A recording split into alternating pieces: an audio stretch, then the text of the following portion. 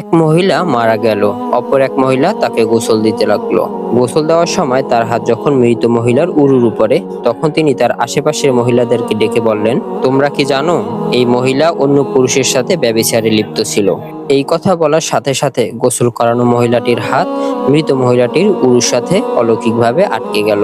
শত চেষ্টা করার পরেও মহিলাটির হাত উরু থেকে আলাদা করা গেল না। এভাবে গেল 3 রাত 3 দিন। এই মহা সমস্যা দূর করার জন্য ইমাম মালিক রাদিয়াল্লাহু তাআলা আনহুকে ডেকে আনা হলো। এরপর তিনি গোসল করানো মহিলাটিকে ডেকে বললেন, তুমি যে মৃত মহিলাকে অপবাদ দিয়েছো, এ বিষয়ে কি 4 জন সাক্ষী দেখাতে পারবে? তখন তিনি বললেন, না, আমি পারবো না। তখন ইমাম মালিক বলেন, মৃত ব্যক্তির নামে মিথ্যা অপবাদ দেওয়ার কারণে গোসলকৃত মহিলাটিকে 80টি বেতের আঘাত করা হোক। 80টি বেতের আঘাত করা হবে, একথা যখনই বলা হয় তখনই অলৌকিকভাবে মৃত মহিলার উরু থেকে গোসল করানো মহিলাটির হাত ছুটে যায়। আল্লাহ আমাদের সকলকে মানুষের উপর মিথ্যা অপবাদ দেওয়া থেকে হেফাজত করুন, আমিন।